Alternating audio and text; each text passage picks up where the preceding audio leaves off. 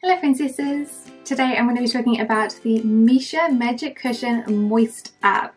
I picked this up from iBuyBeauty because it seemed like a really nice cushion. It was listed as one of their top 5 or top something picks for Missha I think, and I was like, sure, let's give it a go. I'm very uninspired at the moment in terms of base products. I'm kind of just picking things as they come and for no reason really. However, I have been very happily surprised by this one. It's not a terrible cushion whatsoever, and the colour, it's not bad either. So I guess there's a reason why it is in one of their top rated lists. So for this cushion, the product description says, wrinkle improvement, whitening and UV protection of SPF 50.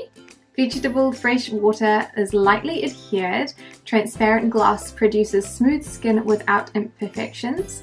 It balances the oil and the moisture of the skin, so I have long-lasting bright skin. The packaging of this cushion is very minimal. I kind of dislike it because the front is a little bit textured. It doesn't feel smooth. It feels like just a little bit grainy, which I think is kind of bizarre and annoying, but it's not that bad. Other than that, it is a standard cushion compact that comes with a standard cushion puff. I really like using the Missha cushion puffs. I think that they are really good quality and they generally last me quite a long time as well. I have the shade 21, which is a little bit dark and a little bit peachy, but honestly works fine, and it actually works really well on camera because what you see on camera always looks, if it looks perfect to me, it always looks a little bit light. Like today my face looks on camera a little bit light, but in reality it's actually a really good match. Why does it do that? I have no idea. So for the cushion, it's not the perfect colour, but it is definitely wearable for me and easy to use.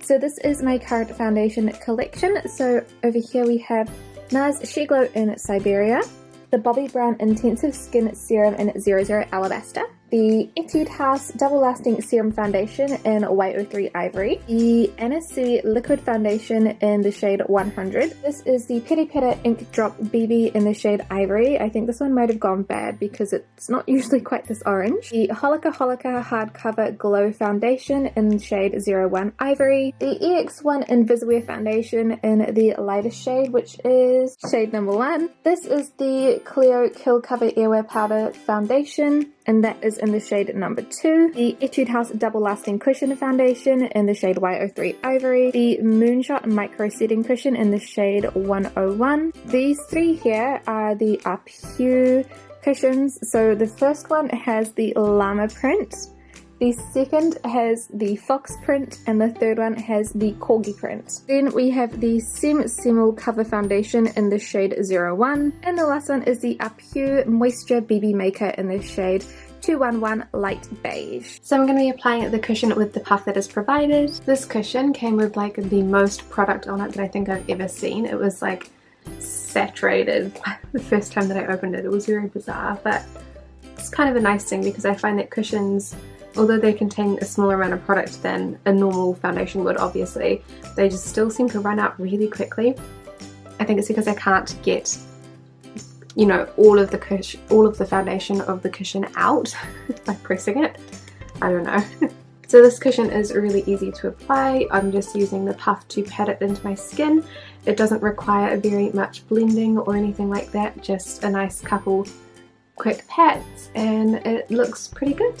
I don't find that it clings to dry patches or anything either, so it's a really good foundation for me, even probably during the winter I would say. It's getting a little bit colder, I've got a sweater on today, but it's more like autumn than anything else. So that is one half done with the cushion, so this is the half done here. It has a really nice medium coverage. I think that it could probably be buildable if I tried, so I've got a couple of little spots up here that you can't see on camera but I can see. And just a little extra layer of the cushion. It does make a little bit of a difference, so they're a bit more concealed but nothing huge. This is what my skin looks like without. So I'm just going to do the other half of my face now. So that is my full face with the cushion. I think that my skin looks really nice, it's easy to apply, and the colour isn't really that bad. It's a little bit orange in real life, just a touch, but on camera it looks really good, so that's fine. It is quite sticky to the touch and it is a bit of a nice dewy finish. I actually quite like the dewy finish, but I don't like that it's a little bit sticky because I know that my hair is going to stick to my face throughout the day. So I am going to have to powder this one, which is pretty normal for me actually. I powder most foundations. So I'm going to update you guys in a couple of hours to see what it looks like. So the cushion has been on for 10 hours now, and I apologize for not checking in earlier, but I had such a hectic day. I had to do some music recording and I had to do it about an hour and a half earlier than I was expecting, so I was kind of just like running around for a bit, and yeah, it was really stressful. However, my skin is still looking pretty good. I think that there is a small amount of shine, especially around my nose, but it hasn't broken up that badly at all. I will note though, if you do play the flute, that you will get a tarnish mark from that, which means that there will be a little grey stain underneath your lip. So you can see that mine is kind of wiped away because I've been wiping my face. So it's not incredibly transfer proof. It's also going to react to the silver in your flute if you do play the flute, which is not many people's problem, but it is a pretty unique problem for us.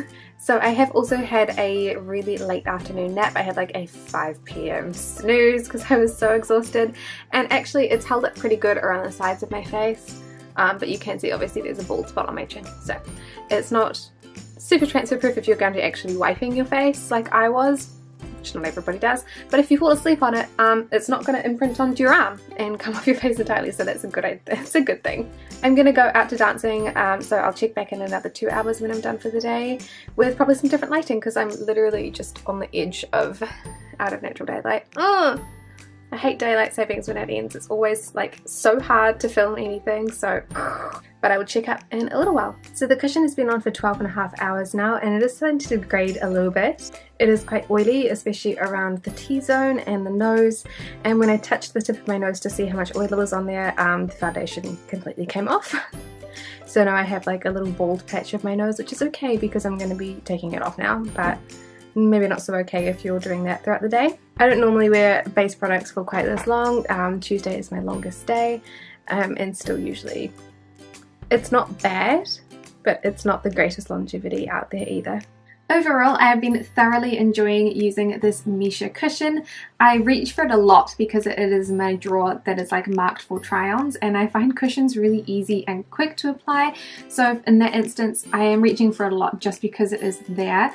But also I use cushions a lot when I'm doing like makeup swatches, because it's so much easier to dip a cushion puff into a cushion and put it on your face rather than pumping out liquid product onto the back of your hand. I think, does that make sense?